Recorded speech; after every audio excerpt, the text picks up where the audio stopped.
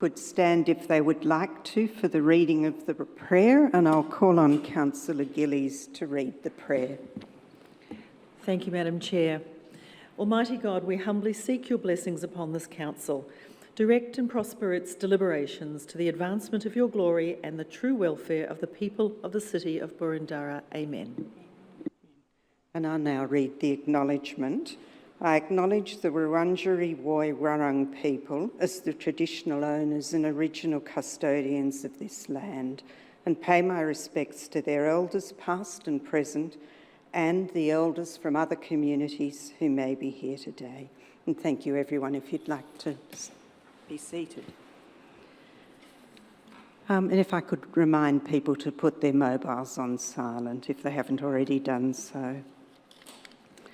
The council meeting is being live streamed on the council website to enable public viewing of proceedings, including councillor deliberations and voting.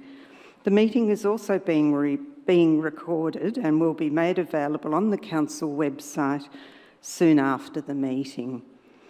Should technical problems be encountered during the meeting will be adjourned until the problem is rectified, or if needed, the meeting will be postponed. And I'll now introduce my fellow councillors and officers.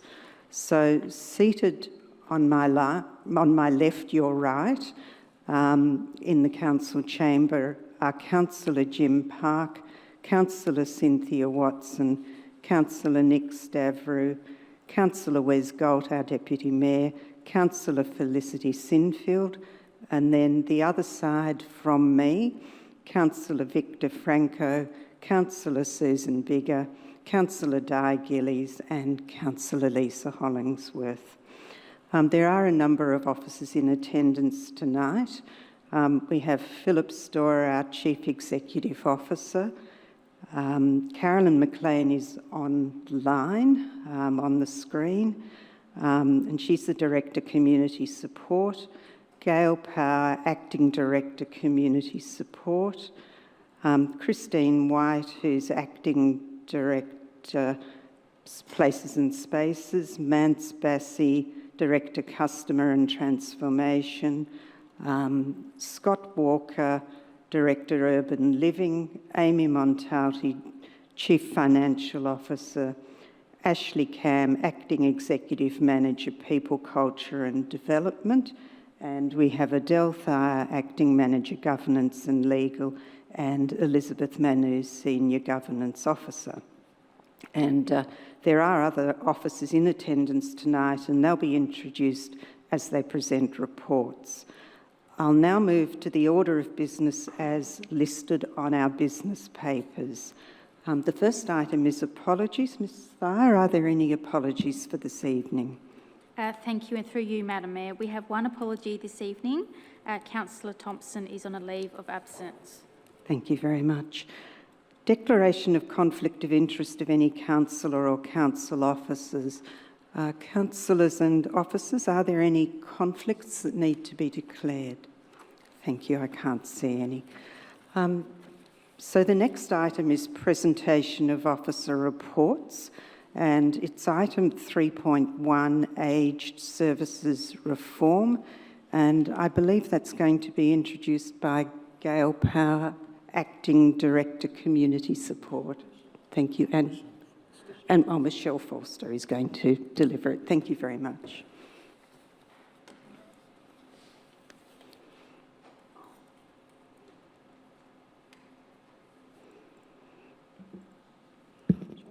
Thank you, and through you, Madam Mayor. The Australian Government's aged care reform agenda is now gathering significant momentum in preparation for the entirely new open market, consumer-driven support at home program from 1 July 2023.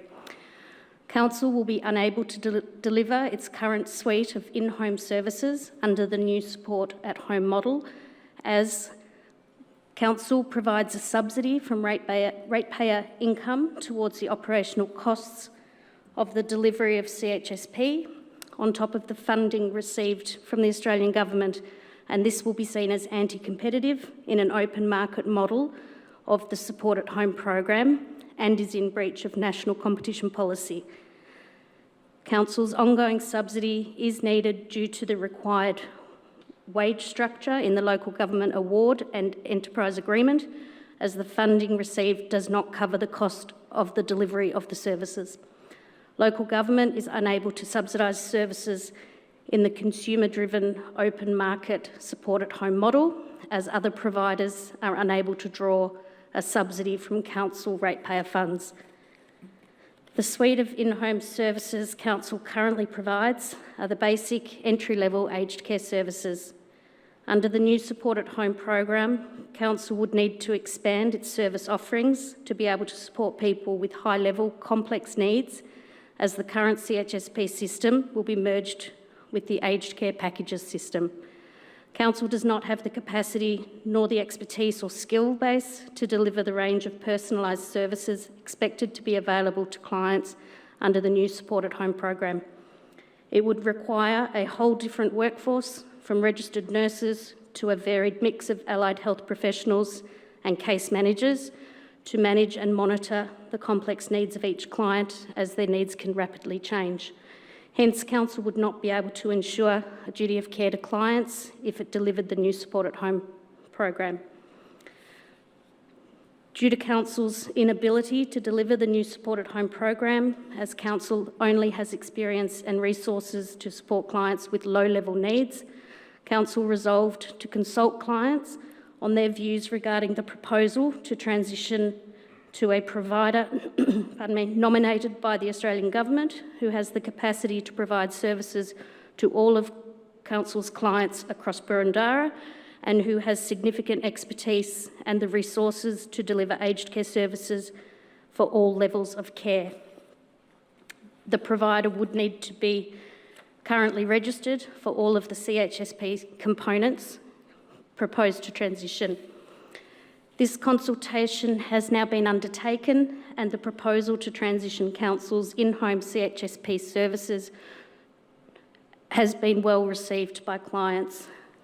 All 959 regular service users were individually contacted by phone. That's at 98% of clients were contacted, and 1,144 property maintenance clients received an information pack. The most important factor for clients when they considered the proposal to transition to another provider was that there would be a thorough and well-supported transition by council to the new organisation, with individual support provided to each client. This support could include a mixture of information sharing on care plans, care preferences, the provision of shadow shifts, and referring for additional services as required. Only 2%, or 41 clients who were contacted, indicated they would prefer to transition to an alternate provider than the one appointed by the Australian Government. Only 17 of these, so less than 1% of all clients, did not agree with the proposal. Officers would support these 17 clients to move to the provider of their choice before the 30th of June 2022 via My Aged Care. By ensuring clients are able to move to a provider now who will be a supported home program provider in the future, and not waiting until the CHSP is fully commercialised on 1 July 2023, clients will have the security of being serviced by a well-established local community provider who currently provides these services and who also offers the full suite of aged care services to cater to clients as their care needs increase, and if they so choose, will be able to stay with the provider after the service is commercialised by the Australian Government.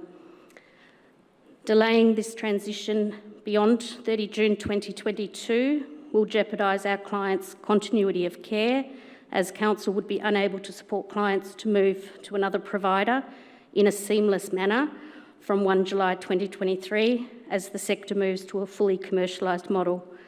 Council would be unable to provide a careful and considered handover of clients to the alternative provider. It's expected there will be a degree of turbulence in the industry due to the introduction of the new program, and many and significant changes in the service system leading up to 1 July 23.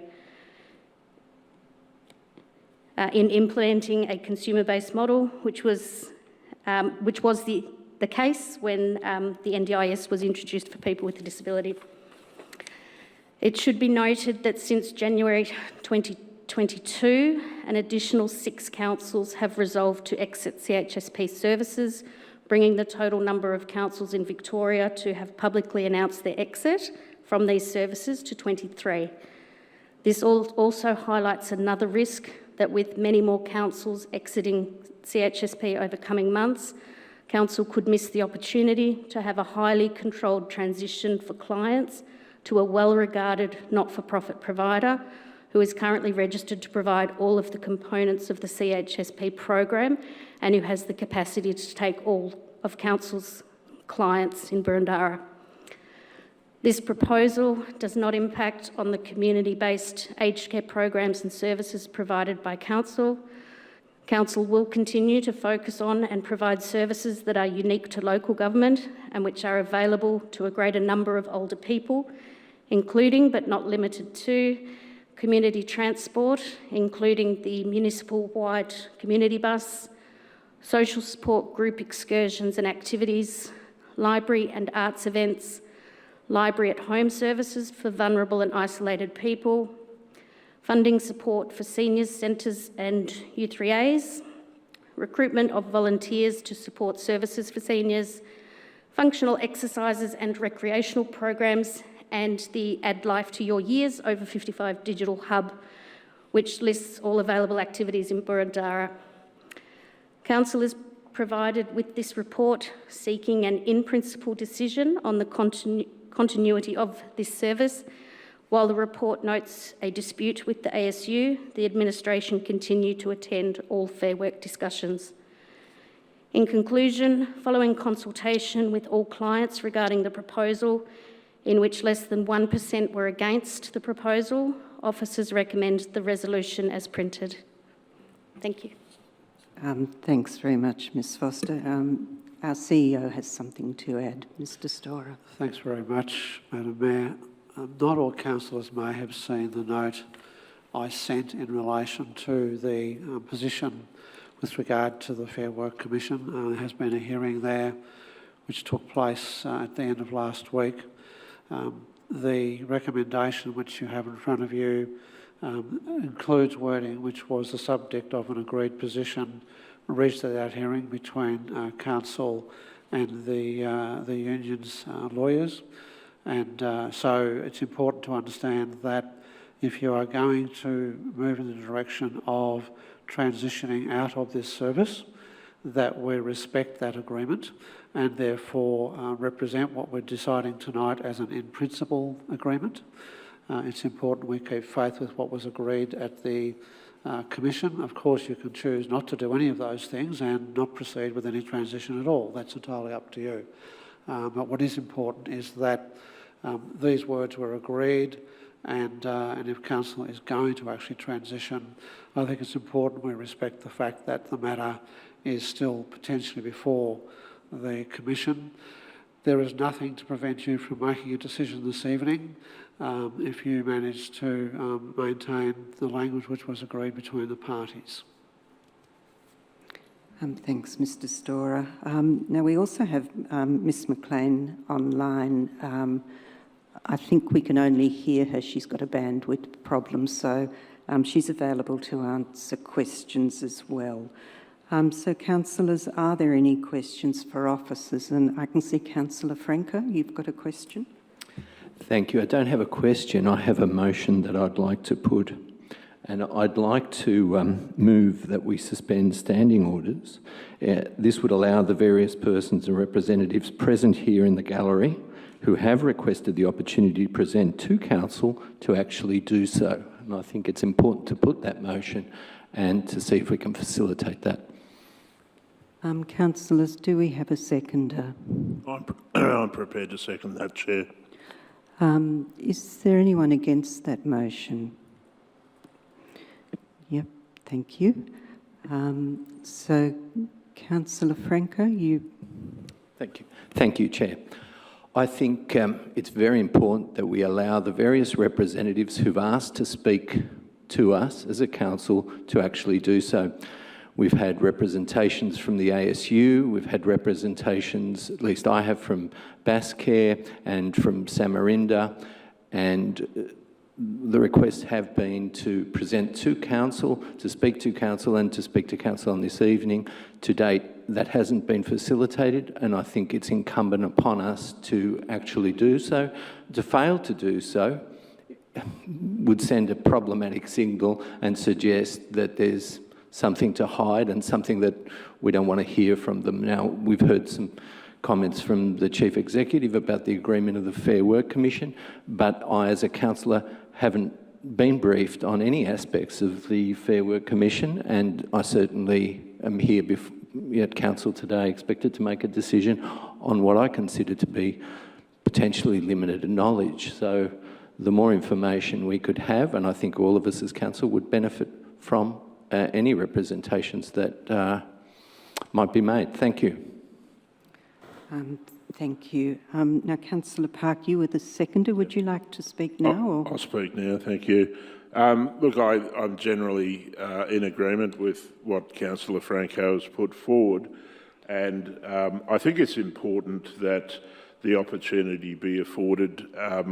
I think there's three organisations that have expressed a desire to address us, and I think they ought to be given that opportunity in all of the circumstances. And I think it's particularly important in a situation now where we're effectively learning this afternoon, this evening, that we're fettered in some way about the scope of the decision we can make. And I'm not sure how we've got to that point without councillors knowing, unless I'm the odd one out and the rest of you knew and I didn't. But I find that whole scenario a bit surprising, but I think there's benefit in us suspending standing orders, and I'd urge that if we so do, that the usual approach of an allowance of 3 minutes per organisation be applied,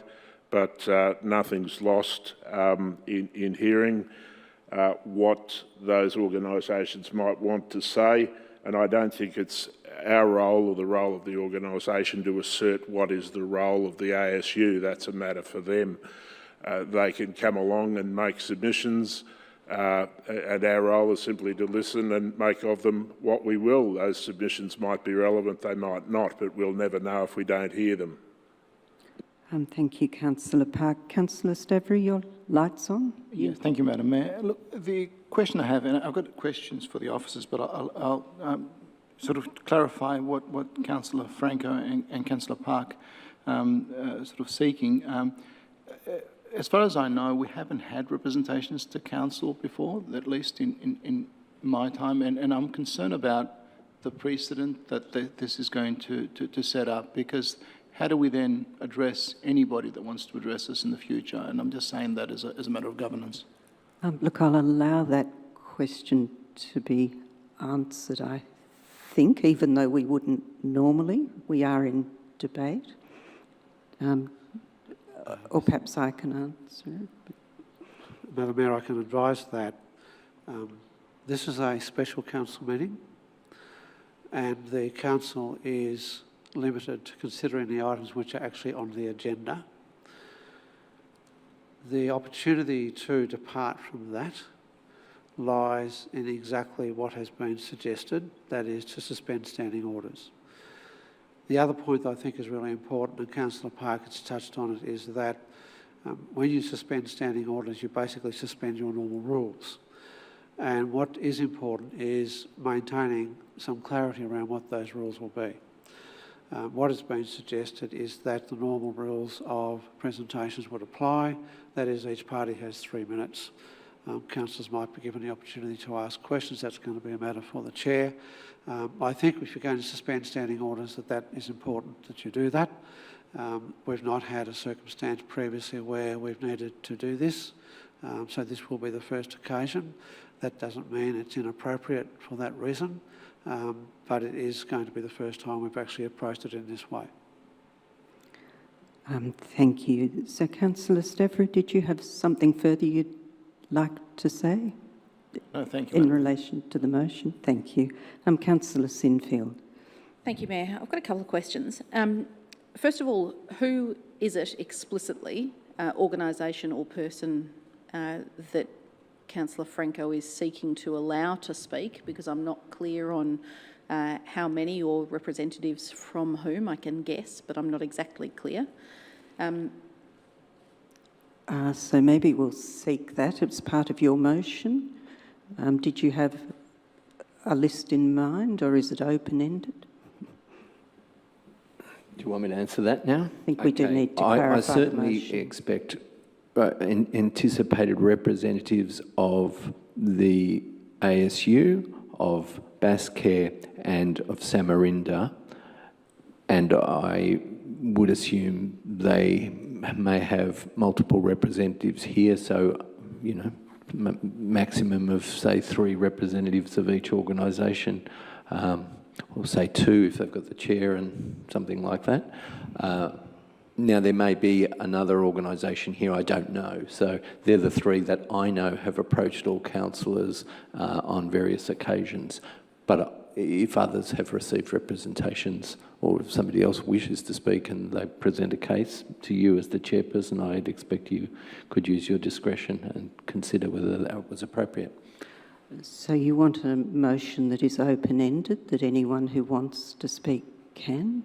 Because I think we do need to clarify what we're agreeing to. Open-ended.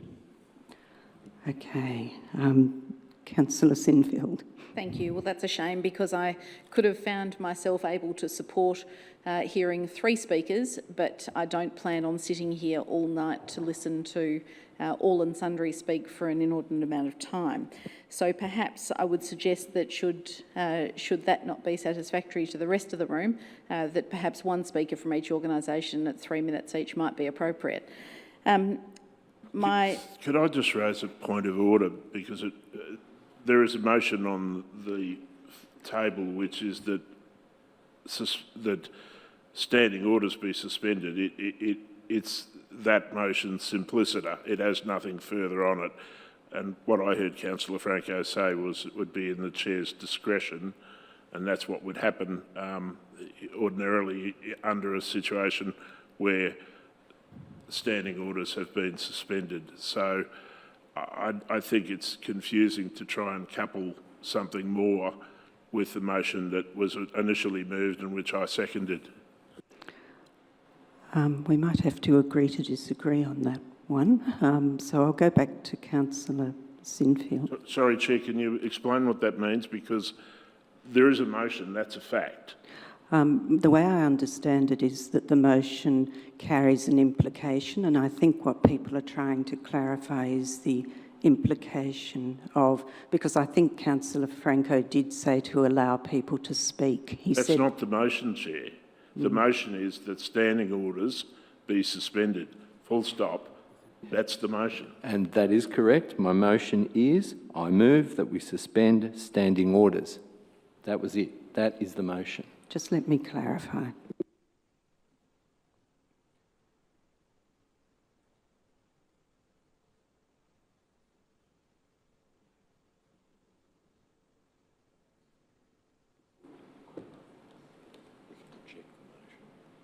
We can, but it's a shame, because I'd like to give them the opportunity to speak. I just don't want to be here all night. Yeah, but it sits in Jane's hands. Right. That's the discretion.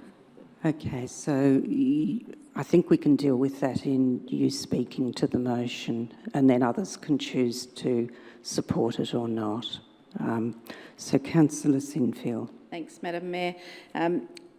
My point was that I would like to support the motion to suspend standing orders, because I would like to hear and give an audience to those that have joined us tonight, because I think that will help inform our decision making.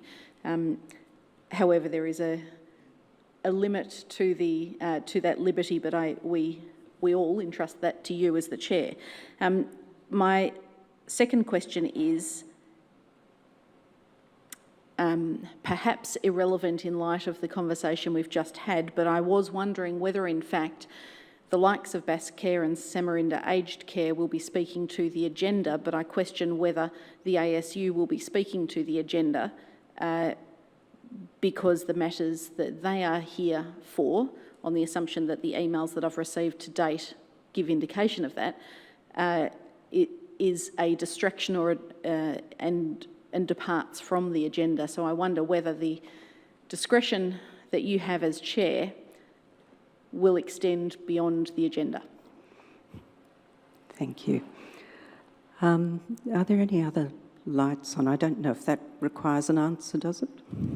Probably not. I do have a third question, if you'll allow me.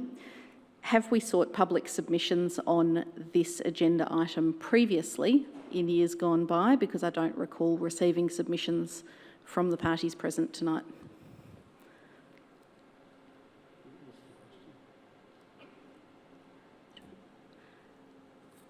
Thank you.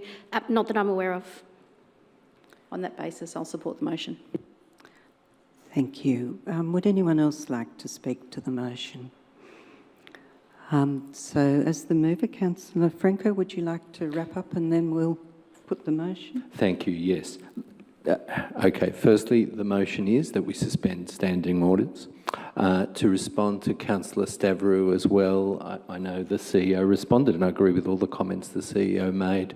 It's an unusual circumstance in this case, and I've proposed to move a motion that facilitates that. I certainly wouldn't do it lightly for if somebody came in off the street or anything like that. I think just in the circumstances with representatives having chairpersons and CEOs of two local service providers that are in our municipality as well as the ASU, I think it's worthwhile for us to hear what they have to say.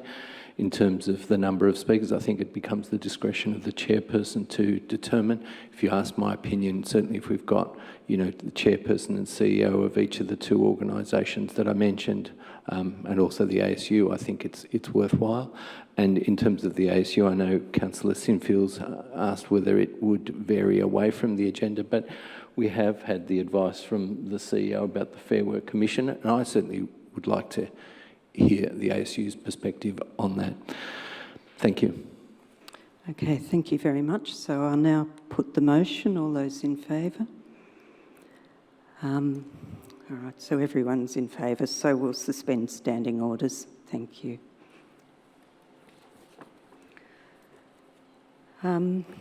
Now, I think we'll start by just allowing one person from each organisation and try and contain it as that. So have you got a preference in the order? I think we've got Bascare, Samarinda and the Union. Maybe we'll do it Bascare first, or do we want Samarinda first? I'm seeing hands up. Okay. Yeah, please come forward. And I think we will restrict it to 3 minutes, if you wouldn't mind. I've got my bell here, so I'll give you a little reminder when we're coming up for 3 minutes. So thank you. So if you'd like to give us your name and your interest in the matter, please. Okay, my name is Bob Stensholt. I'm the chair of the Samarinda Ashburton Aged Services community organisation. I refer to the Burundara Community Plan. Priority number 1 is strategy 1.2 is health. So do we have a seconder to resume? We do. Okay, thank you. And is anyone opposed to that motion? So I don't think we need to discuss it because I can't see anyone opposed. So I'll accept that we resume standing orders. And we'll take the unusual step of not following normal meeting procedure and ask officers to respond to the submitters. Madam Mayor, I'm happy to commence. Thank you.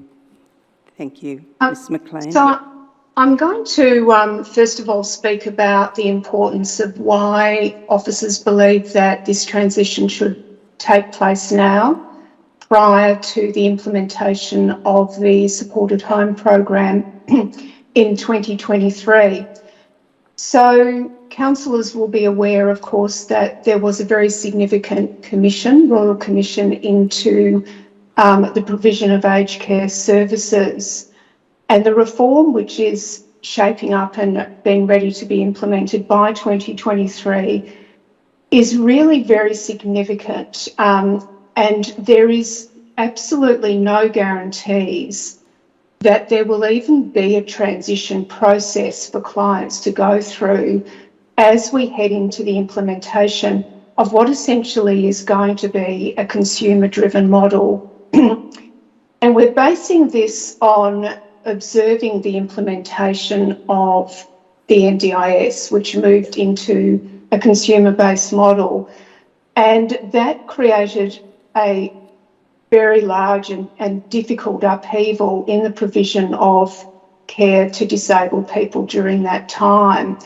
And we will anticipate that if we don't transition our clients now, essentially they'll be left to find their own way to choose whatever provider that they can link in with.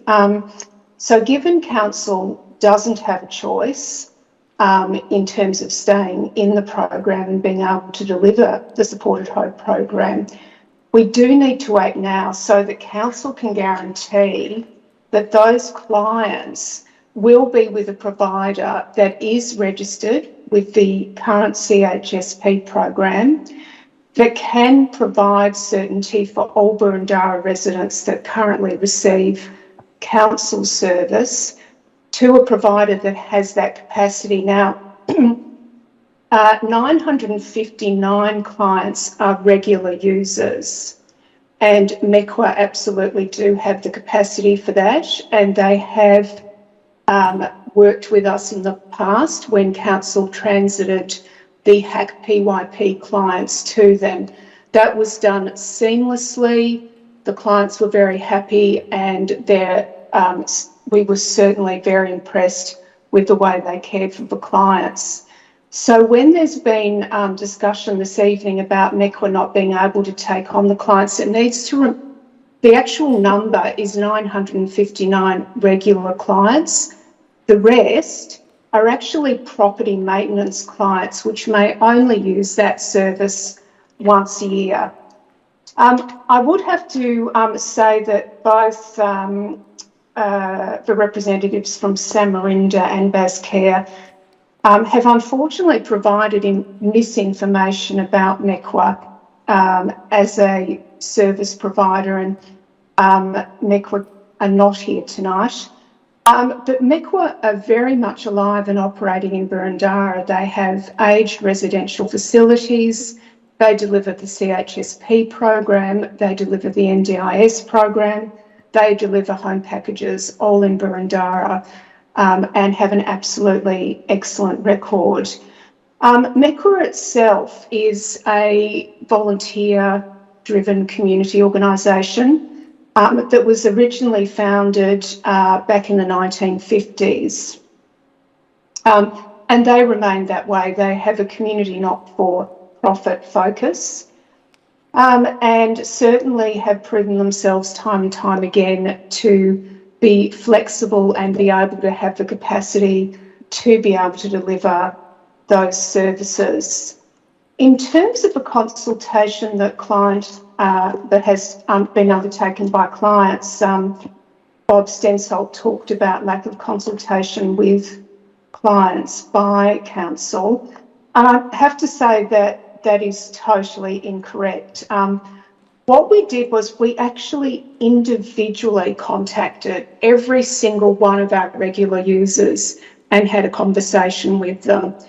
And we asked them about how they felt about going to a different provider, if they were to go to a different provider, what would be important to them, but most of all, what did they think of that proposal? Now, we haven't just been talking to our clients recently, we've actually been talking to our clients for many years, because this has been on the cards for a very long time. We would all say that the current aged care system is broken, that we would certainly support the integrated model that the Australian government is going to be implementing.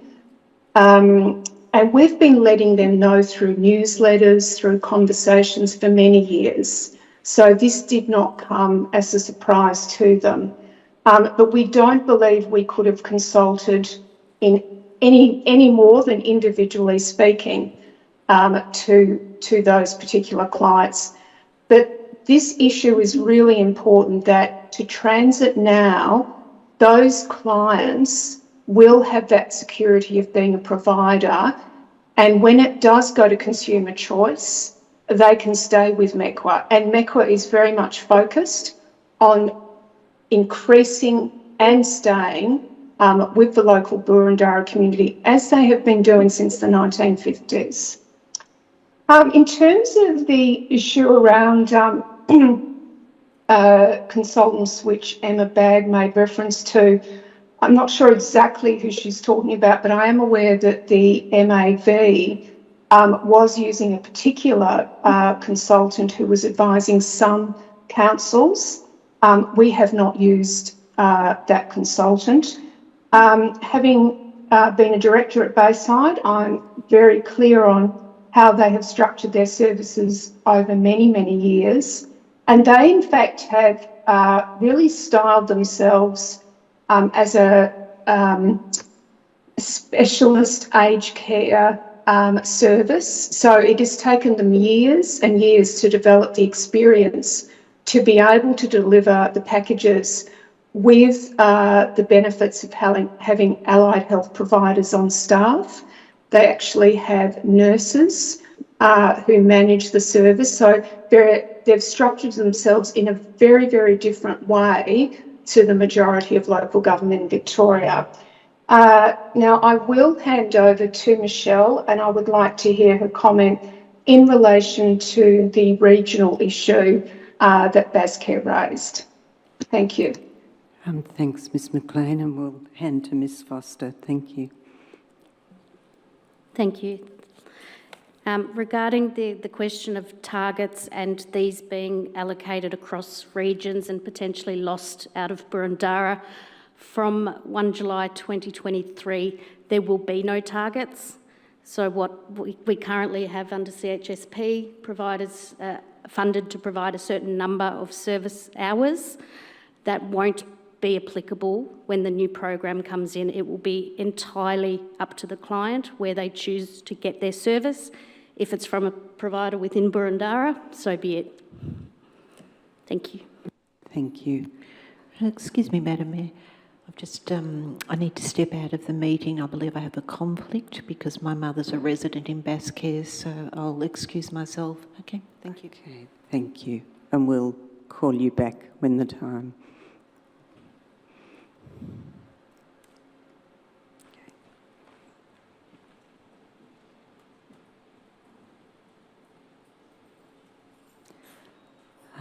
Thank you. So you've finished responding? Thank you.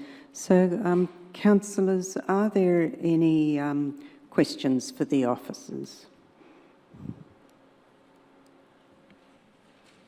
No questions for the officers? Councillor Biggar? Yeah, thank you. So just to clarify, I think we heard earlier that 23, if I remember the number right, councils are leaving. I can't remember how many councils there are in Victoria, 89 or something. So I'm just interested, is that, sorry, I probably got that number wrong. 89. Okay, so I'm just wondering, and this is really just curiosity, do we understand what that means? Because while that's a significant number leaving, there are obviously a number that are staying. I'm just trying to understand how they're making that choice. We heard that Bayside has set itself up quite differently. Is that something you know or are able to answer? I think it's I'm happy to take the initial question on that.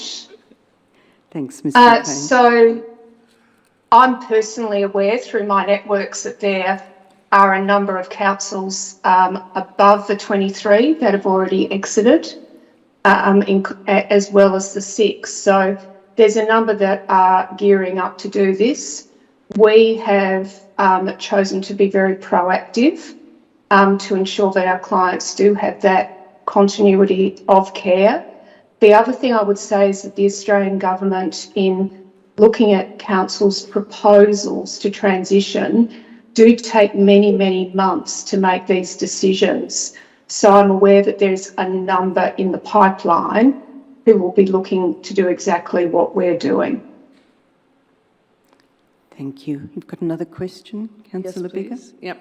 So just to follow on, because I was going to ask about that, in terms of the continuity of care, I'm just trying to understand what we mean by that, because so I appreciate that in a transition to MECWA care at the, July 1, 2022 would mean that people would have that service provided until for the next year.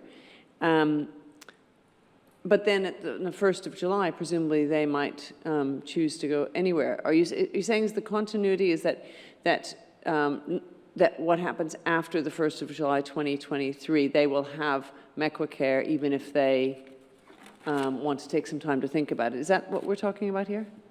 Yeah, that's correct. So basically what we're saying is that the transition process supports the continuity of care for the clients now. So we will work through the actual case details. Our carers will do shadow shifts with their workers so that the care is administered in a consistent way and a way to introduce the carers. So we're saying that basically MECWA care will be set up to provide the best service possible now, whereas if council doesn't make this decision, it moves to a consumer-driven model. We don't even know if we'll have the ability to do that careful transitioning to ensure that continuity of care for the client, because the clients could be going in all different directions and we won't be operating. We won't be there to be able to assist that process because it is going to be that consumer-based model. So if the client chooses after July 2023 that they would like to go to another provider, well, of course they can. But what they'll be doing is there's a scenario here of 959 clients who will have had that choice of being with one provider and won't be out there on the open market trying to get the attention of providers to take them on. Because there is, at this point, there is no process at all that has been articulated by the Australian government of how this new model is going to work. And we saw what happened with the NDIS, and it was actually chaos for a lot of people with disabilities to access care. Thank you. Councillor Biggar's got another question. Two, and then I'm done. Two, right. So, is what you've just spelled out, is that sort of your picture of the full risks that are involved with us potentially deferring a decision, for another 12 months? Is that what you see as the biggest risk, in that there's potential uncertainty of transition for residents? That's our concern, and we know that other local governments in the eastern region, and I'm not privy to say which those are going to be looking to do exactly what this proposal is about, and organisations that have the capacity to be able to take on larger numbers will get soaked up. So if we wait, basically clients will have to find their own way. And for people that are older and vulnerable, the system is really tough to negotiate. It's really tough to negotiate now. For anybody that's had the experience of trying to access care for their own parents and going through my aged care and the assessment process and then finding a provider, it's pretty complex now. And a consumer-driven model where we don't even know what that process will be, maybe even we believe, may be even more chaotic than what we've currently got. And this is a way where clients basically do not have to do any work. They are absolutely supported administratively and their care throughout the whole process. And I believe it's a really responsible proposal for our clients, given we can't stay in the industry. Thank you. Thank you. Said you had another question? Yep, my last one. So, and this goes back to the consultation. It's just a question about, that I think was raised either in correspondence or tonight about whether or not, I know we've said that clients were overwhelmingly supportive of MECWA Care. Were they told that, was it presented to them that this is what's happening and is this are you happy with this proposal, or was this was the consultation more about this is what we're thinking and these are the options, meaning we may leave or we may stay? Is that something someone could answer? Yes, I'm happy to answer that.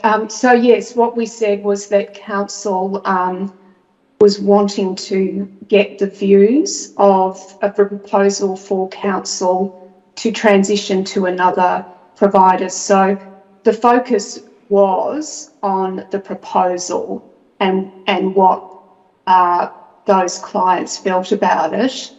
And we did ask them questions, that is, if this proposal went ahead, what would be important factors for you in this transition process? And all of them were saying, you know, we really want to be supported the whole way if council decides that they will undertake this proposal. So the focus was not on the alternative provider, the focus was on the proposal. Thank you very much. Thank you.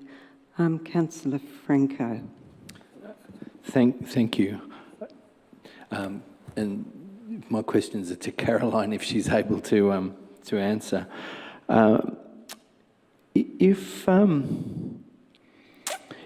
If we went ahead with the officer motion, or officer recommendation, I'd just like to understand this. Then MECWA Care would be effectively a monopoly provider of subsidised care for up until 1 July 2023. Is that one way of expressing it?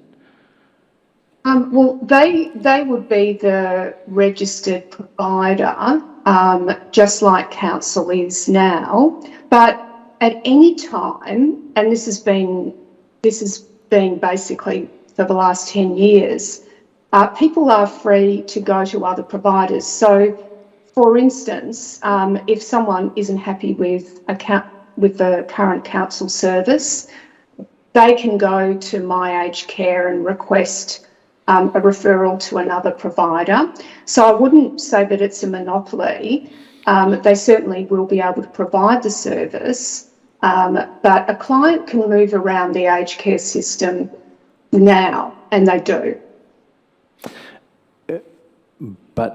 But in terms of a subsidy, so for example, in the officer recommendation, point 3 says support any client not wishing to transition to MECWA Care to transition to an alternative provider by 30th of June. Now, under the scenario of that, would they receive subsidised care, or would they be treated as a private care patient and have to pay full service? I understand your question, thank you. No, those clients would be subsidised by the Commonwealth Government, so they would not be a private client. They would be a Commonwealth Home Support Program client. Could they then choose to get those services from Bascare or Samarinda? Absolutely, absolutely, they could. Subsidised over the current term, over this forthcoming financial year. So in terms of the Commonwealth Home Support Program, the federal government provides the subsidy to a provider. So the subsidy, in a sense, is sort of irrelevant, because if you're found to be eligible for the Commonwealth Home Support Program, then you're going to be receiving services that are subsidised by the Australian government, regardless of who the provider is. Another question? Yes, and just changing direction. We're proposing in this motion, in the officer recommendation, that the bulk of the 959 clients be transitioned to Mequicare. But will Mequicare, and I heard you say that they will be and they are ready, but from 1 July, I presume that those clients are expecting to have the same service at the same time, more or less at a similar Yes. price. This is only 8 weeks away or whatever it is, but to deliver that, wouldn't they need staff available and resources available? Surely they won't just have those sitting around. They operate a flexible workforce, exactly like council does. So we're able to gear up or gear down because all of our employees are part-time. They absolutely are able to do that. And when we transited a significantly high disability client base over to them a couple of years ago, they were absolutely able to do that work. So I do think that because they are a larger provider in Boroondara, they do have that capacity to gear up. And thanks. And a final question. I mean, we heard from Samarinder and Bascare about the merit of delaying a decision such that it would enable those organisations to have the permit or necessary licence to be able to deliver the services from 1 July 2023, and that's not the case currently because council's in that space. But if we get out of that space, it allows Mequicare to fill that. Actually, the way that was the way that had been expressed was a little bit really was quite incorrect. It's not that Bascare or Samarinder don't deliver all of those CHSP services because of council. It's because they're not registered with the Australian government to deliver all those services. But is it the case that they're not registered because council is the service deliverer?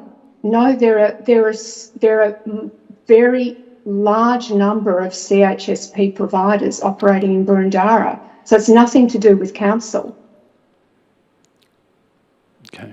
That's exhausted the questions. Thank you. Councillor Stavrou, I think, was next, Thank you, Madam Mayor. Just a question on, was there an option to offer more alternatives than Mequicare for this transitional arrangement? Or, sorry, I don't mean Mequicare, than just one provider?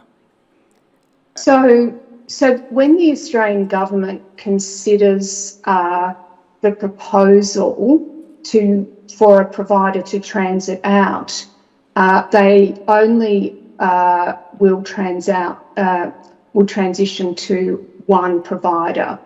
So the reason they do that again is continuity of care, because if you're splitting your client load over, say, 10 different CHSP providers, you're not going to be as streamlined and focused as if you're transitioning a number of clients over to one. But providers have to be registered for CHSP to get in the race in the first instance. Okay, thank you. So my next question, I've got this and one other question. In this transitional approach, will we as council be providing some, I guess I can call it transitional aftercare to ensure that there's smooth transition and if the sort of teething problems are all ironed out? Correct. So we will be, there will be staff who will be staying after the 30th of June to be able to support just that process. Because we know that we will need to be there to be able to respond should there be any issues, or we may need just to communicate with the carer that MECRA is employing on particular matters that relate to the client's case details. So then, apart from the small number that we've agreed to transition them individually, if anybody else would be doing it on their own and we miss that opportunity, effectively they're going to do all the paperwork, all the administrative things themselves, and any problems afterwards, would that fall on the individual? I'm not sure what you mean. Do you mean once they've gone to MECWA or? No. If we weren't in there doing that for them and they went off on their own, They would have to navigate the system themselves, absolutely. Totally themselves. And as a final question, given some of the comments that Ms McLean made, how can we understand the Fair Work issue, I guess, posing risks to our elderly, given the comments, the transitional comments? Could this Fair Work issue pose any risks to the timelines? I think I would need to ask Ms Ashcam or our CEO to answer that. What I might do is just mention that we don't know how that hearing is going to go. So we can't give you any assurances as to what will happen at that hearing and what the outcome will be. All we can do is proceed on the basis of what was agreed at the hearing on Friday, which is what you have in front of you and the way in which the wording is expressed about it being an in-principle position. So it's hard to know whether that will have an impact or not as to how this will proceed. Thank you. Councillor Watson. Thank you, Madam Mayor. Many of the questions that I've had have been answered, but I do have a question or two still left.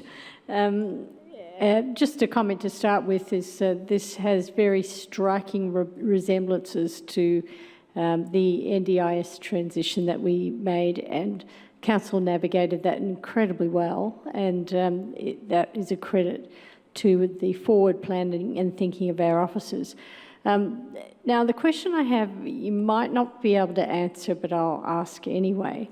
The decision that we may make tonight regarding the officer's recommendation that's on the screen, are there financial implications for Basscare and Samarinda should we adopt that motion? Not that that's necessarily a primary consideration, but I'm still sort of thinking through perhaps some of the motivations and some of the concerns raised by the various CEOs tonight. I think Ms Power was happy to.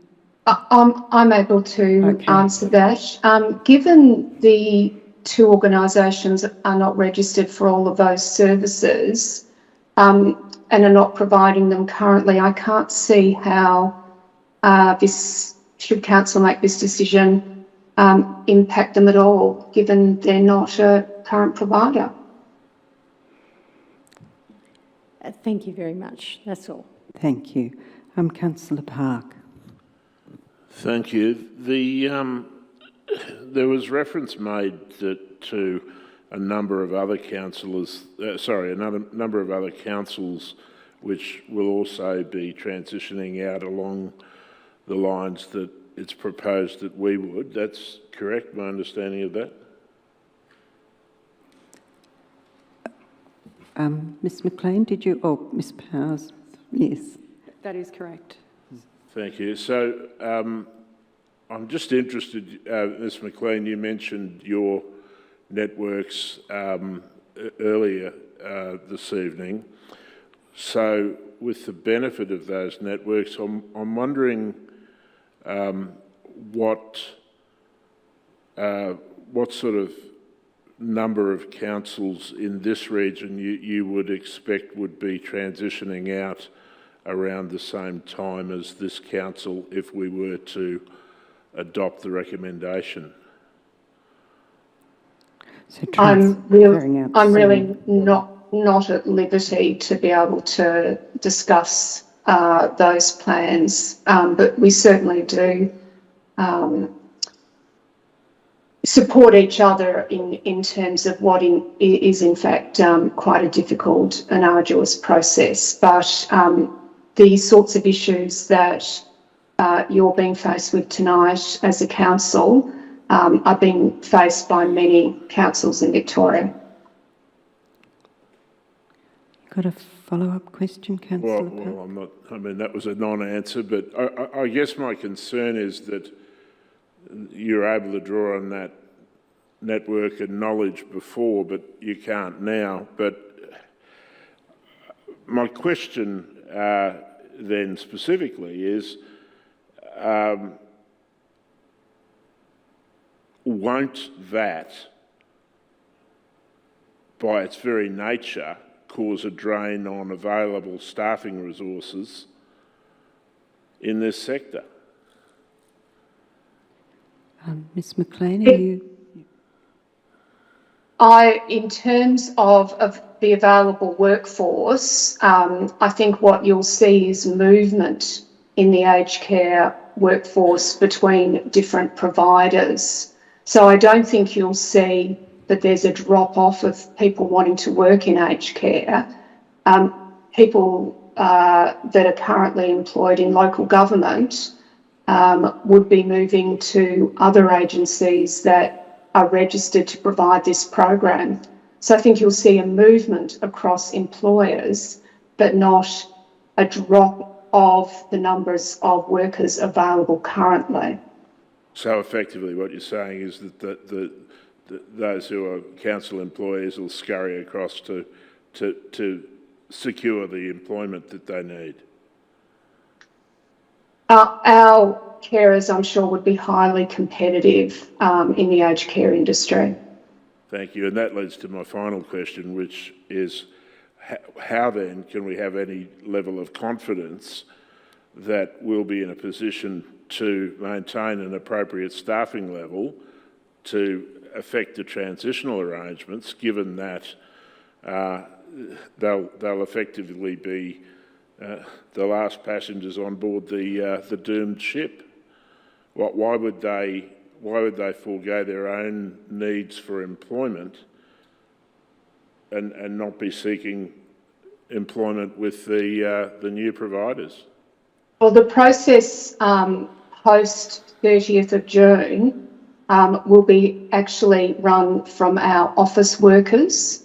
So our staff who are in the office will be actually supporting in terms of any care plan details of the client. So the actual care management happens with the office administration, so the aged care professionals, not the carers. So I think you're referring to the carers in your question. Right. Well, when you mentioned, you used a term something like shadowing. Yes, so that will be happening before that's not pen pushers. That will be happening before the 30th of June. Okay, thank you. Thank you. So I can't see any other lights on. I think everyone's asked. Councillor Franco, I shouldn't have given you the opportunity. One last quick one. Is there any political risk, coming from the federal election and any potential change in direction that might eventuate? I haven't heard anything in that regard. Is anyone comfortable with commenting on that? I don't think. We understand that there's a bipartisan agreement between both parties, so the Support in Home program would continue irrespective of an election result. Thank you. So, councillors, we're now looking for a motion. Is anyone... Councillor Gold? I think...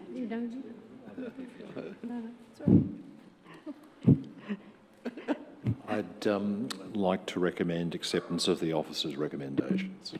Thank you very much. And seconder, Councillor Watson. Thank you. So for the benefit of the mover and the seconder, is anyone opposed to that? We do have some opposed. Thank you. So I'll hand back to the mover, Councillor Gold, to speak to your motion. Thank you.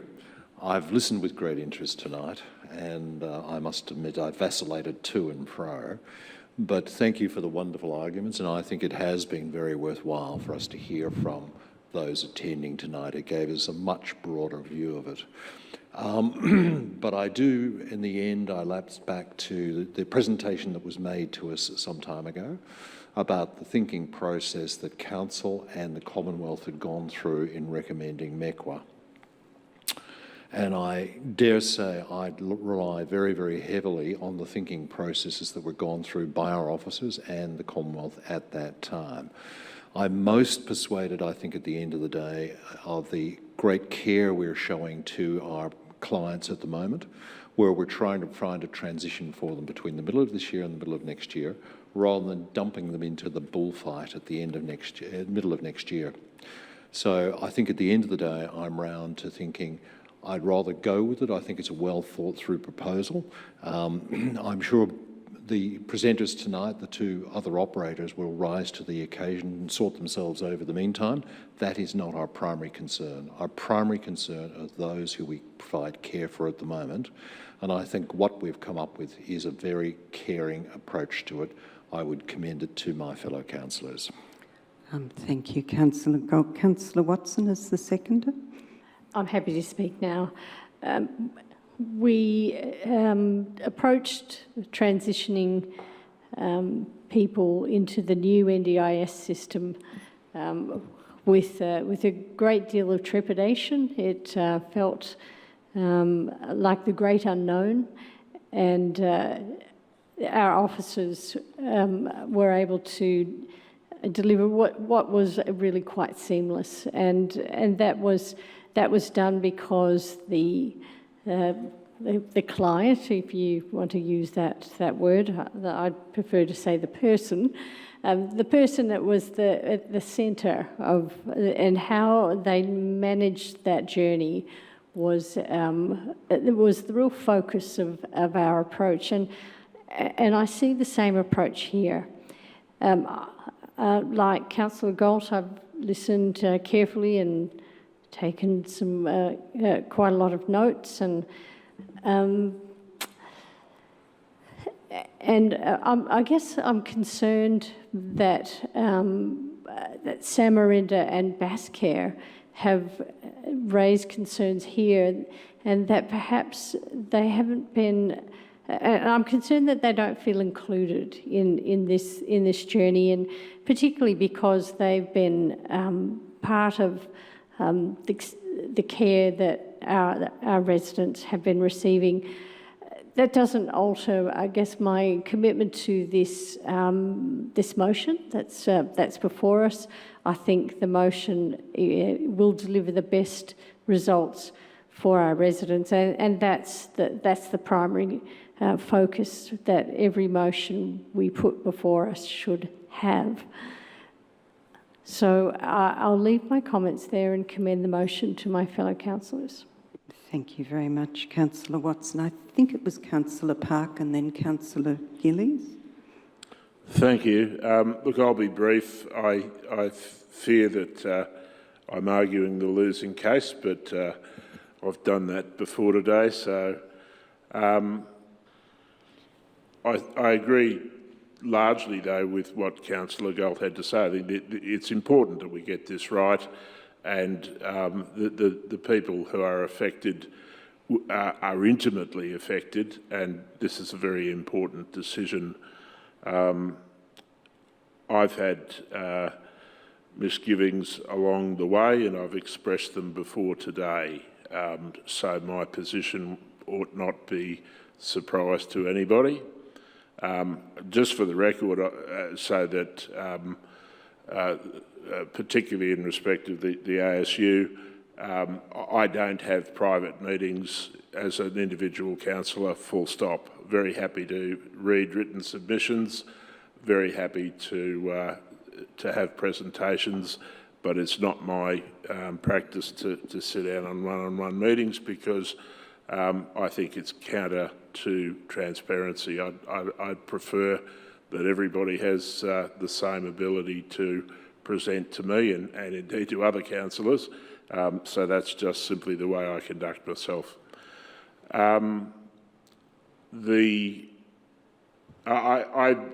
My position would be that if this motion fails, I was actually pleasantly surprised with the work done by Mr Stensholt and I presume others, and I actually wouldn't have any problems at all in supporting the three-paragraph motion that was circulated by him. So in the event that this motion fails, that would be the motion that I would move verbatim, and I'll leave it at that. Thank you, Councillor Park. Councillor Gillies. Thank you, Madam Chair. Notwithstanding that some other councils are following different models, I think we can rely on the expertise and experience of our officers to be assured that that's a dwindling number. This council has realised that it's not a viable service for us, so that's just clear. I believe that even though we'll be continuing other services outside of the CHSP funding, like our senior citizens centres, their programs, the Add Life to Your Years hub, library at home, community transport and various other things. So I feel that there's been a little bit of a tone by some that maybe we're denying our senior citizens the care that they need, and I don't believe that to be the case at all. I feel that, look, I understand that if we delay until mid-2023, when the whole open market commercialised landscape is in place, we risk denying our residents the best chance of a careful and managed, considered transition that we can offer now. So I believe that we would actually be doing our clients or residents, whatever the appropriate term is, a disservice. So I support this motion. Thank you, Chair. Thank you, Councillor Gillies. Councillor Sinfield. Thanks, Mayor. It's been a tricky journey with the competing commercial interests and confidentiality around this, and I acknowledge the challenges that officers have had along the way with consultation and so forth, because that's very real. I'm concerned about the matters that have been raised by the ASU and appreciate their submissions, not so much their tweets tagging me every week, but nonetheless it's raised it to our attention and makes us look more closely at that tonight. But it is largely ancillary to the issue at hand tonight, which is the transition of care for our senior citizens across Boroondara. It doesn't make it any less real how we manage our staff and so forth, though, so I take that on board. The CEO's given me confidence that we can, in fact, make a decision on this tonight, so notwithstanding the matter going to the Fair Work Commission on the 21st of April, as I understand it, I'm confident to partake in the decision-making this evening. I've been contacted, like many of you I'm sure have, by many in the community who are really unhappy with the likelihood that we'll transition services away from the council. And you can look at that in two ways. One is that, they're grumpy with this decision, which is largely taken out of our hands thanks to decision-making by the federal government. But the other is the huge compliment that it pays the City of Boroondara in the way that we've managed aged care services across many years, not just in recent years. So I think we should, not lose sight of how well we've done this for the aged care community, and that's a compliment to the officers. Council remains and will always be the grassroots interface with the community, and that's very big in my decision-making here. And I'm not happy with the idea that we transition away from council-managed services to the private sector. But the transition to a fully commercialised model has been taken out of our hands, as I said. I'm entirely uncomfortable with the transition to one service provider, but acknowledge that Bass Care and Samarinda Aged Care and many others are not eligible to take on these services. So it's a difficult decision, and one that, you know, we continue to learn more about every single time we're briefed on this or we have debates about it, because there's so many intricacies in it. I'm not entirely comfortable with the officer's recommendation and don't love sitting in this position that we're in right now. So I think at this point I will probably vote against the officer's recommendation. I'm yet to be compelled that it's in fact the right thing to do right at this moment. I'll leave my comments there. Thank you. Thank you. Thank you, Councillor Sinfield. Councillor Franco. Thank you. Just to be clear where I'm going, I'll be voting against the officer's recommendation, and and like Councillor Park said, I'd be happy to support the alternative motion that's been circulated to us. I do think it's a challenge for us. I mean, we're facing an environment where the federal government is introducing a new model, and it's going to be very difficult for council to stay on in that space. And I do appreciate the challenges, say, of the union. I mean, I am very aware that aged care workers are some of the lowest paid in the community. And these are real issues, and it's very challenging. I can see that with the changes that are being foisted upon us and that are before us. At the heart of the issue, I think Councillor Gold put it well, is focusing on also the care and the needs of our community residents. And I must say, look, for what it's worth, I do like the focus that council officers have taken to try and come up with a model that will focus on the needs of the residents and the services they are receiving. One of the key issues at the heart of my concern is the idea of moving to a single service provider of Mecwa Care and to turn our backs on local service providers such as Samarinda and Bass Care. They are well established and reputable, and I'm a little bit uneasy about the suggestion that that the only way of doing it is to transition to Mecwa Care. I don't think the alternative is as black and white as is perhaps being portrayed, and the sense that we either transition everybody across to Mecwa Care and we do that in a seamless way, and with some previous examples with NDIS, but if we don't do that, and if we stay in and look at alternatives, we don't have to abdicate that responsibility. We could still help our clients irrespective of whether we do so now or whether we do so in the near future. So I don't think it's that clear cut that, okay, we either help them now or we don't help them at all, and they're out in the open market on their own, they're 90 years old or whatever and incapable of making a decision or challenged. I don't think it's that simple. I do think we can still facilitate, and we should still facilitate that. But my concern comes probably partly with lack of confidence in some of the decision making. So I want to err on the side of ultimately focusing on the support for some of our local service providers as well. Thank you. Thanks, Councillor Franco. Councillor Biggar.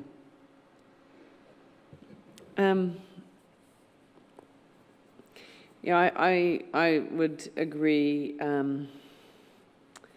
Many of the points that Councillor Sinfield made were ones that I was going to make, and certainly about the challenge of this. It's about responding, I think, to a process that's largely out of our control, something that is going to happen anyway. And, there was a lot of uncertainty. I appreciate Councillor Watson's points about NDIS. I think there was a lot of uncertainty before that, and many people have, many very positive things have come out of that. it's difficult for us to know. And I think we're in that position, and that's what I find, many of us find particularly challenging. I certainly have some comfort knowing that residents using, that Burundara residents will be able to still choose for those who don't want to go with Mekwah Care for whatever reason over the next year. We'll have a choice and we'll have support in making that decision. I do have ongoing concerns about the Fair Work Commission matter, largely, I think, relating to the question that Councillor Stavru raised as well about what's already an extremely tight time frame. It's difficult to know what that could mean if that were to be prolonged, and how you'd be transitioning, even if it is only 959 clients, that's still quite a few clients for Mekwah Care to prepare for. I think for me, probably one of the key points is that I think, and this is no criticism of anyone, but I think we're largely speculating on what will happen in mid-year 2023 in terms of whether or not it will be chaos. I think we don't know, and I think that's a challenge. Like we really don't know whether we're making the better choice by jumping ship now, so to speak, knowing that many councils aren't choosing to do that. I mean, we basically have to do it on our own, slightly blind. So I feel like that's a really key point for me. I'm just not convinced that I completely understand what the downside is to waiting, I suppose. So at this stage, I'm probably going to vote against the officer's recommendation, and largely just because I'm really, not that I don't think there's been a lot of thought put into it, but I continue to feel uneasy about that. I'll leave it there. Thank you, Councillor Biggar. Councillor Stavru. Thank you, Madam Mayor. I don't propose to talk much about this issue, as my fellow councillors have provided quite extensive raising of issues that needed to be raised. Or suffices to say that I think the officers and where we are as council, we're in an invidious situation. We need to respond to certain parameters, and really it's not, and I do understand the ASU and the various providers, they have corporate and other considerations to think about. I can only sort of benchmark against the clarity that the officers have given us in terms of a seamless transition, as seamless as these things can go, and the backdrop of having aged parents in the current My Aged Care system and knowing how difficult it is to navigate. And I've spoken to other people that have said that it doesn't matter if you have 4 people with degrees there on the table, it's still hard to navigate. Doing this for them is what gives me the greater comfort, and this is where I'm coming down. It's balancing all the other interests that we've heard today versus the elderly, and I can't get away from that. It's the elderly that we must care about that, because it is about the elderly, and giving them certainty in a time of not knowing is a small plus. Not a huge, but it's a better than not doing it. So that's why I'm going to be voting for the officer's recommendation. Thank you, Councillor Stavru. Look, I'll just speak briefly and then I'll hand back to the mover, Councillor Gold. So for me, it is all about the residents, the clients, and their needs. That's the vision that guides me. What I'm hearing is that it's not a question of if, it's a question of when. And so for me, the question is, when's the best time? And I'm convinced that now is probably safer when we can do it in a very measured, careful way, rather than towards the end of a process where potentially there could be quite a rush. And I acknowledge we don't know, but there could be some difficulties for our clients. I'm also guided by the fact that the reason why they're being offered Mekwah Care is because they've in fact been selected by the Commonwealth Government as the most likely provider to be able to meet the needs of these often quite vulnerable people who don't actually always have somebody to work on their behalf and make these decisions for them. So council is in many ways offering them, I think, quite a gift. We're offering them care and support and helping them make an initial decision that should leave them covered, but also recognising that at any time it's absolutely their right to make a different choice, and we will support them in that. But this is a way of, I think, safe and easy protected translocation of a group of quite vulnerable people. So I do support the officer's recommendation, and I'll hand back to Councillor Galt to close the debate. Thank you for the opportunity, Madam Mayor, but I don't wish to add further to the comments I made initially. Thank you. So we'll now put that motion. Those in favour? So thank you. That's 5. Those against? That's 4. So that motion is carried. Thank you, councillors. Now we probably should get Councillor Hollingsworth back before we close the meeting, because we don't have anything else on our agenda tonight.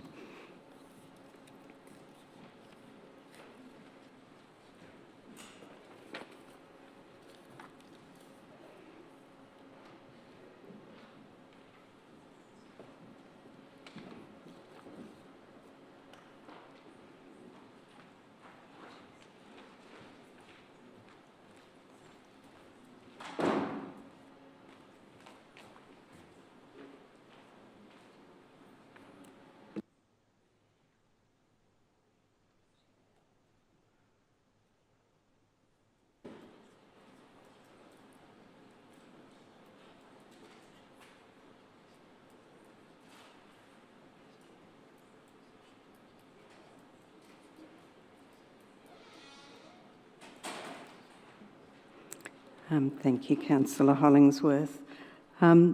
So, like I said, we don't have anything more on our agenda, so this is the end of the council business for this evening, and I'd like to thank all of you who joined us and wish everyone good health, and please stay safe, and I declare the council meeting closed. Thank you, everyone, and goodbye.